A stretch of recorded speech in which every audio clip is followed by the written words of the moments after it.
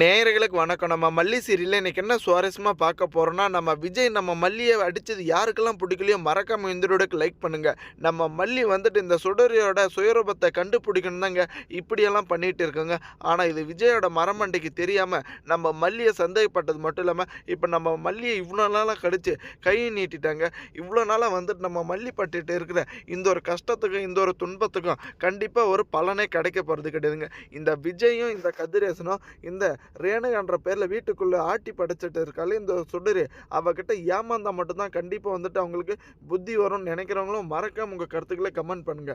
ஏன்னா இவ்வளோ நாளா வந்துட்டு நம்ம மல்லியும் அவங்களுக்காக வந்துட்டு எல்லா காரியமே வந்துட்டு பண்ணிட்டு தாங்க இருந்தாங்க.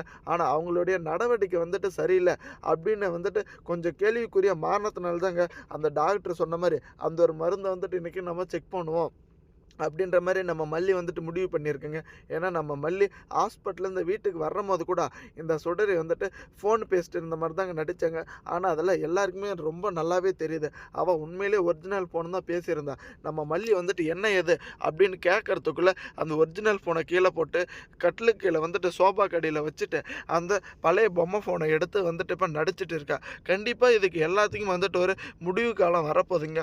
ஏன்னா இப்ப வரைக்குமே வந்துட்டு நம்ம விஜயும் இந்த கதிரேசனும் அளவு கடந்த ஒரு நம்பிக்கையை தாங்க வச்சுட்டு இருக்காங்க. ஆனால் இது எல்லாமே வந்துட்டு நாடகம். இவங்க வந்துட்டு என்கிட்ட இருக்கிற அந்த ஒரு பணம் நகை அந்த ஒரு 8 கோடி ரூபாய் அந்த ஒரு டெண்டருக்காக தான் வேஷம் போட்டு இருக்காங்க அப்படின்ற உண்மை மட்டும் தெரிய வந்துச்சு.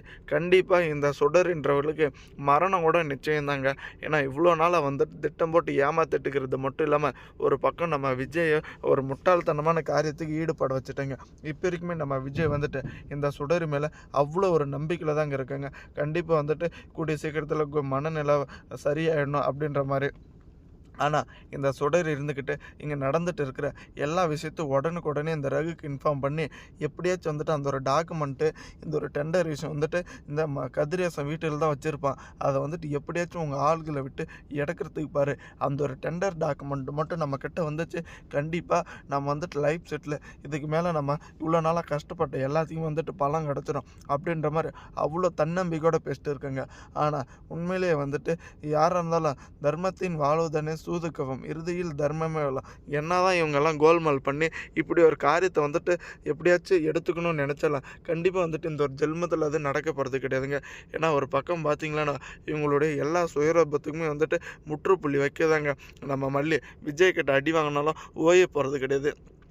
எப்படியாச்சும் வந்துட்டு இவங்க உண்மையிலேயே மனநிலை பாதிக்கப்பட்டு இருக்காங்களா இல்லையா அப்படின்ற உண்மையை வந்துட்டு கண்டுபிடிச்சிடணும் அப்படின்ற ஒரு நோக்கத்தில் தாங்க இவ்வளோ வந்துட்டு ஹார்ட் ஒர்க் பண்ணிட்டு இருக்காங்க நம்ம மல்லி. ஆனால் நம்ம அன்னபூர்ணி நம்ம மட்டும் இப்போ நம்ம மல்லிக்கு கொஞ்சம் ஆதரவாக மட்டும் இருந்தவா கண்டிப்பாக இந்த ரேணுகான்றோட சுயரூபத்தை வந்துட்டு ஒட்டு மொத்தமாக எல்லார் மத்தியில் தெரியப்படுத்துகிறாங்க. தேங்க்ஸ் ஃபார் வாட்சிங். இலக்கிய நேயர்களுக்கு மறக்காமல் நம்ம சேனலுக்கு புதுசு வந்திருந்தால் சப்ஸ்கிரைப் பண்ணிட்டு பெல் ஐக்கானில் தட்டிக்கோங்க. அப்போ தாங்க நம்ம போகிற வீடியோ உங்களுக்கு உடனுக்குடனே நோட்டிஃபிகேஷன் வரும்.